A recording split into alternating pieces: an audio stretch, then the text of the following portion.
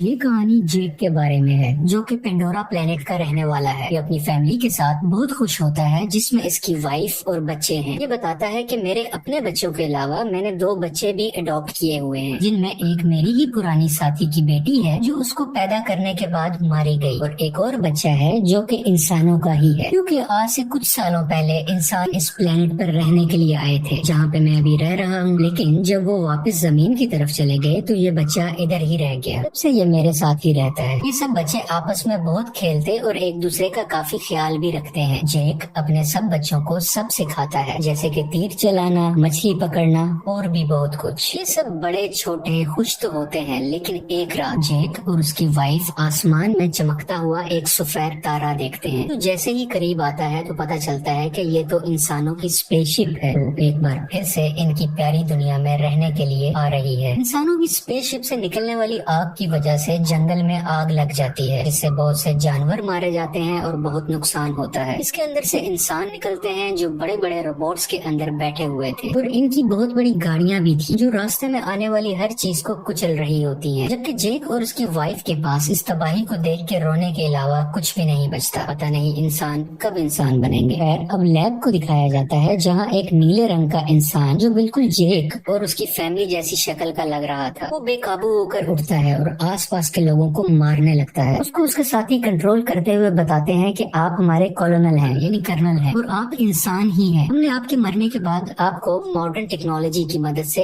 ऐसी बॉडी दे दी है जिस वजह से आप इस प्लेनेट में जिंदा रह सकेंगे। आप दिखने में इस प्लेनेट के लोगों जैसे ही लगेंगे, आपको फिक्र करने की कोई जरूरत नहीं है। इसी तरह बहुत से इंसानों को ऐसी बॉडी दे दी जाती है जो कि हम इन कर्नल के आसपास खड़े लोगों में देख भी सकते हैं। दूसरी तरफ जेक और उसके साथी इंसानों को रोकने के लिए उनकी ट्रेन को तबाह कर देते हैं, जिसमें उनके हथियार और खाने का सामान जा रहा था। ये लोग खुद उड़ने वाले क्रिएचर्स पर थे और इंसानों के हेलीकॉप्टर्स को भी तबाह करने के बाद उनका सामान लूट लेते हैं। जब कर्नल को इस होने वाले नुकसान का पता चलता है तो वो जेक को मारने का प्लान करता है, क्योंकि जेक ही है जो नावी लोगों का लीडर है। बेसिकली जेक और उस जैसे दिखने वाले लोगों को नावी कहा जाता है। ये सभी वो लोग हैं जो जंगलों में रहते हैं और इन्हीं ने ट्रेन पर अटैक भी किया था। लेकिन कर्नल की सीनियर ऑफिसर उसको बताती है कि हमने जब भी जेक के जंगल में अपने जहाज भेजे तो उनके उड़ने वाले क्रिएचर्स ने हमेशा उनको तबाह किया। अब तुम ही हमारी उम्मीद हो जो कुछ कर सकते हो। तो कर्नल जंगल में अपने कुछ साथियों के साथ पैदल जाता है जहाँ पर जेक के बच्चे खेल रहे थे। वो अपनी तरफ इंसानों को आता देखकर अपने फादर को बताते हैं, लेकिन उसी वक्त इंसान उनको पकड़ लेते हैं। कुछ ही देर में जेक की वाइफ वहाँ पर पहुंचकर एक इंसान के सर से तीर आर पार कर देती है। दोनों में लड़ाई शुरू हो जाती है। जेक की वाइफ अपनी बाकी बच्चों को तो बचा लेती है, लेकिन कर्नल उसके उस बेटे को उठा के अपने साथ ले जाता है जो इंसानी शक्ल वाला बच्चा था, जिसको इन्होंने अडॉप्ट भी किया हुआ था। जेक की वाइफ अपने बच्चे को लेके परेशान ही थी कि जेक कहता है कि हमें इस जंगल को छोड़कर जाना होगा, क्योंकि मैं यहाँ का लीडर हूँ और वो कर्नल मेरे पीछे है। क्योंकि जब पहले इंसान यहाँ आए थे तब मैंने ही कर्नल को मारा था, क्योंकि वो नीले जिस एवाटार में जिंदा होकर दोबारा आया है तो वो मुझे मारना चाहता है। अगर मैं, तुम और हमारी मुकम्मल फैमिली यहाँ से चली गई तो हम अपने कबीले के बाकी लोगों की जान बचा सकेंगे, क्योंकि हमारा पकड़े जाने वाला बच्चा जल्दी हमारी लोकेशन बता देगा कि हम कहाँ रहते हैं और इंसान यहाँ तक पहुँच जाएंगे। जेक की वाइफ जाना तो नहीं चाहती, लेकिन आखिरकार मान जाती है। फिर दूसरी तरफ इंसान जेक के बच्चे पर जुल्म कर कर उसके घर का पता पूछ रहे होते हैं, लेकिन वो हिम्मत करता है और कुछ भी नहीं बोलता। तभी कर्नल आकर उनको रोकते हैं और कहते हैं कि ये इंसान है तो इसे हम इंसानों की तरह बात करेंगे। फिर उसकी तरफ दोस्ती का हाथ बढ़ाकर बताता है कि मैं तुम्हारा असली फादर हूँ, और आखिरी बार जब मैं दुनिया में आया था तो मैं जानबूझकर तुम्हें यहाँ छोड़ के गया था, क्योंकि मैं साथ तुम्हें लेकर नहीं जाना चाहता था। लेकिन अब मुझे एहसास है और मैं तुम्हें अपने साथ वापस लेकर जाऊंगा। जिस पर वो मासूम बच्चा मान जाता है कि ठीक है, मैं आपको जगह दिखा दूंगा। जबकि दूसरी तरफ जेक और उसकी फैमिली अपने कबीले को छोड़कर अपने उड़ने वाले क्रिएचर्स पर बैठ के यहाँ से बहुत दूर चले जाते हैं कि कम से कम कहीं रहने को नया ठिकाना मिले और वो वहाँ पे रह सके।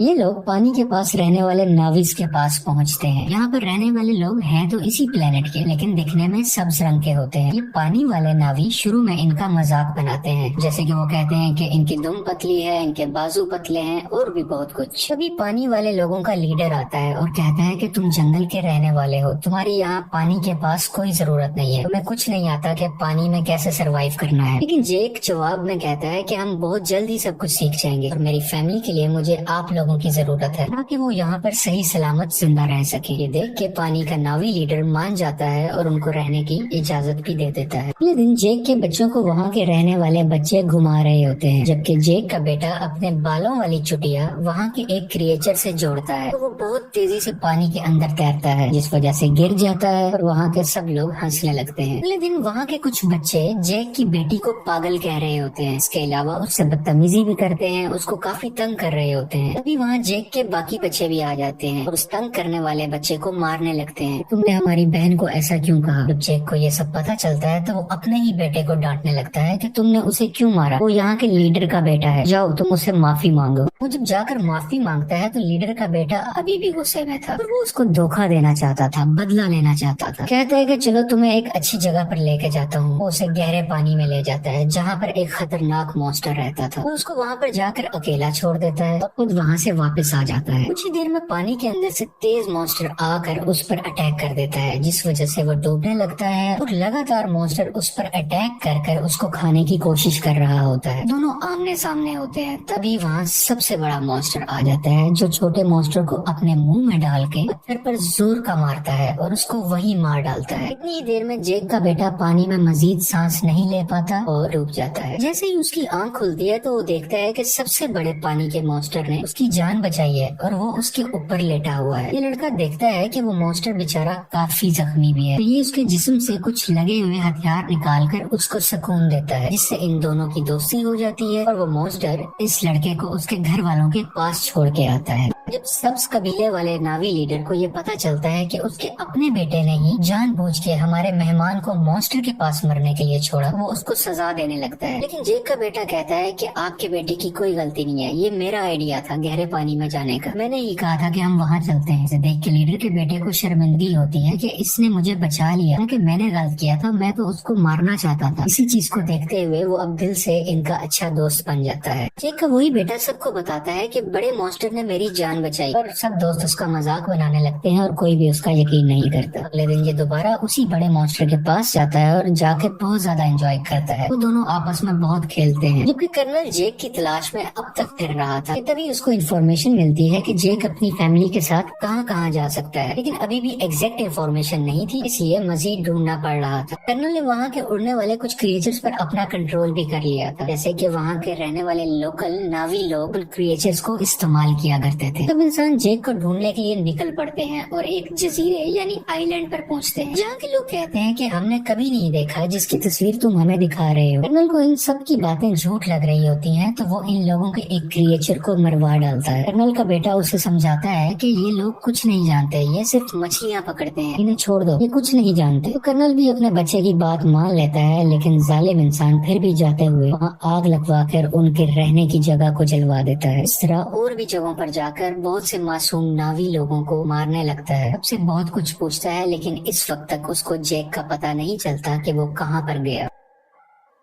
इसी तरह ये सब इंसान पानी वाले एक क्रिएचर को देखते हैं, उस पर भी लोहे की बनी हुई चेन और कुछ छोटे मिसाइल से अटैक करते हैं। इसके अलावा एक ऐसी अल्ट्रासोनिक गन से भी अटैक करते हैं जिससे वो मॉन्स्टर इंसानों पर हमला ही नहीं कर पाता, इंसान इसको बड़े आराम से पकड़ सके। वो बेचारा मॉन्स्टर अपने छोटे बच्चे के साथ तैर रहा होता है, जिसने इंसानों का कभी कुछ नहीं बिगाड़ा था, लेकिन वो दर्द से तड़प रहा था, चीख रहा था और आखिरकार वहीं पर मारा जाता है। उसका छोटा सा बच्चा इर्द गिर्द घूम कर उसको आवाजें दे रहा होता है और इंसान बहुत ही बेशर्मी के साथ खुशी में तालियां बजा रहे थे कि वो अपने मिशन में कामयाब हो गए। ये सब देखकर कर्नल का बेटा काफी तकलीफ में होता है, क्योंकि उसको इन सब जानवरों की फिक्र थी और वो इस होने वाले जुल्म को बिल्कुल बर्दाश्त नहीं कर रहा होता। इंसान उस क्रिएचर को पकड़कर अपने साथ ले जाते हैं, उसके मुंह के अंदर जाकर ड्रिल मशीन से उसके मुंह के ऊपर वाले हिस्से में सुराख करते हैं, जिसके अंदर से एक पीले रंग का लिक्विड निकलता है, जो कि एक ऐसा पानी है कि जो भी पिएगा उसकी उम्र बहुत कम स्पीड से बढ़ेगी, यानी उसको जिंदा रहने के लिए बहुत से साल मिल जाएंगे और वो जल्दी नहीं मरा करेगा। और इस लिक्विड की कीमत भी करोड़ों डॉलर्स में है, इसको ये मार्केट में बेच के बहुत पैसा कमाने वाले हैं। अगले दिन मरने वाले मॉन्स्टर क्रिएचर को तब नावी लोग देख लेते हैं। उसके बाद जेक को बुरा भला कहने लगते हैं कि तुम्हारी हमारी वजह से इंसान इधर तक पहुंच गए और अब वो हमारे क्रिएचर्स को मार रहे हैं और बहुत जल्द हमें भी। इसलिए जो भी हुआ सो हुआ। ग्रीन नावी लीडर कहता है कि हम इंसानों से मुकाबला करेंगे। इसकी कुछ देर बाद ही जेक का बेटा सबसे बड़े मॉन्स्टर से एक बार फिर मिलने जाता है और देखता है कि उसके ऊपर एक एंकर जैसी डिवाइस लगी हुई है, जिसकी वजह से उस मॉन्स्टर को उस डिवाइस ने वहीं रोका हुआ था और वो वहाँ से हिल ही नहीं पा रहा था, क्योंकि इंसान उस लिक्विड को हासिल करने के लिए और भी मॉन्स्टर्स को मारने का इरादा रखते हैं। और इस बार बारी है जेक के बेटे के बड़े मॉन्स्टर की, जो साइज में भी बहुत बड़ा है और उसमें से लिक्विड भी बहुत ज्यादा निकल सकता है। इसलिए इंसान अब इस मॉन्स्टर को मारना चाह रहे हैं। बेटा और बाकी भी उसके पास होते हैं, जबकि इंसान इस तरफ बढ़ रहे होते हैं। कर्नल भी इन बच्चों को वहाँ दूरबीन से देख लेता है। जेक और लीडर को पता चलता है कि उनके बच्चे खतरे में हैं और वो अपने हथियार उठाकर उन्हें बचाने के लिए निकल पड़ते हैं। बहुत मुश्किल से बच्चे बड़े मॉन्स्टर से वो डिवाइस निकाल देते हैं, जिस वजह से मॉन्स्टर वहाँ से आगे तैरकर निकल जाता है और बिल आखिर उसकी जान बच जाती है। लेकिन इंसान फायरिंग करते हुए अभी भी बच्चों का पीछा कर रहे होते हैं। यहाँ पे लीडर की बेटी मरने ही वाली होती है तो जेक का बेटा उसका हाथ पकड़कर अपनी तरफ करके उसकी जान बचा लेता है। लेकिन थोड़ी ही देर में बच्चों को बड़ा सा जाल डालकर पकड़ लेते हैं और अपनी शिप पर ले आते हैं। कुछ देर तक बच्चों के पेरेंट्स भी यहाँ आ जाते हैं, यानी कि जैक वहीं रुककर देखता है कि उनके बच्चों को शिप के आगे कर्नल ने बांधा हुआ है। कर्नल कहता है कि अगर बच्चों की जान बचाना चाहते हो तो शिप पर तुम सिर्फ अकेले आओगे। तो जेक सबकी बेहतरी के लिए अकेले जाने का फैसला करता है। तभी जेक के बेटे का सबसे बड़ा क्रिएचर दोस्त पानी के नीचे से एकदम से ऊपर आकर इनकी शिप पर चढ़ जाता है और अपने हाथों और दुम से वहाँ खड़े इंसानों को मारने लगता है और हर चीज तबाह कर रहा होता है। ये देख के जेक और लीडर के लोगों को भी मौका मिल जाता है कि वो इंसानों पर हमला कर दें और वो सब लोग शिप की तरफ बढ़ने लगते हैं। इंसानों और इन सब नावी लोगों के दरमियान काफी लड़ाई हो रही होती है। बहुत से इंसान भी मारे जाते हैं और कुछ नावी लोग भी। और वो पानी वाला क्रिएचर इंसानों की एक छोटी शिप के ऊपर से छलांग लगाकर उसको लोहे की रस्सी से इनको दबाकर मार देता है। जेक भी इंसानों का मुकाबला करते हुए बच्चों के पास आके उनको वहाँ से छुड़वा लेता है। कुछ बच्चे अपने अडॉप्टेड इंसानी भाई को भी ढूंढ लेते हैं और वहाँ से भागकर अपनी जान बचाते हैं। लेकिन उसी दौरान जेक का एक बेटा मारा जाता है और उसकी माँ ये सब देखकर अपने दिल पर काबू नहीं रख पाती और चिल्ला चिल्ला कर रोने लगती है। जेक के दो बच्चे फिर से कर्नल ने पकड़ लिए होते हैं और वो लोग इंतजार कर रहे होते हैं कि जेक इनको बचाने आएगा और इसी मौके को देखते हुए हम उसे मार डालेंगे। जेक वहाँ बड़ी खामोशी से आकर धमाका करता है, जिससे हर तरफ आग ही आग हो जाती है। बहुत से इंसान भी मारे जाते हैं। उसकी वाइफ भी बहुत से इंसानों को अपने तीर से हमेशा के लिए खत्म कर देती है और एक इंसान को गुस्से वाली आंखें दिखाते हुए मार डालती है, क्योंकि अभी अभी उसने अपना बेटा खोया था। उसकी आंखों में दर्द था। मौका देखते हुए कर्नल जेक की बेटी की गर्दन पर चाकू रखे उन सबको हथियार डालने का कहता है। लेकिन उसी दौरान जेक की वाइफ वहां आकर कर्नल के ही बेटे की गर्दन पर चाकू रख देती है, जिसको देखते हुए कर्नल को उसकी बेटी को छोड़ना पड़ जाता है। अब फाइनली कर्नल और जेक की आपस में हैंड टू हैंड लड़ाई होती है। इसमें बहुत मुश्किलों के बाद जेक कर्नल का गला अपने हाथों में दबाकर उसे मार देता है और आखिरकार ये जालिम कर्नल पानी में डूबने लगता है। लेकिन कर्नल का बेटा उसे डूबने से बचाकर पानी के ऊपर ले आता है, क्योंकि कर्नल ने उसकी जान जो बचाई थी जब जेक की वाइफ ने उस पर चाकू रखा हुआ था। जब कर्नल कहता है कि बेटा मेरे साथ आओ, तो वो उस पर गुस्सा कर अपनी फैमिली के पास चला जाता है, यानी कि जेक के पास। और इसको देखकर जेक की फैमिली भी बहुत खुश होती है और उसको पहले की तरह ही प्यार करती है। फिर में जेक अपने मरने वाले बेटे को पानी के अंदर दफना देता है और उस वक्त उसको सब पुराना याद आ रहा था कि मेरा बेटा जो आज मरा है उसको मैंने कैसे अपने हाथों में उठाया था जब वो पैदा हुआ था और आज अपने ही हाथों से दफन भी कर रहा हूँ। और इस फिल्म की कहानी यहीं पर खत्म हो जाती है।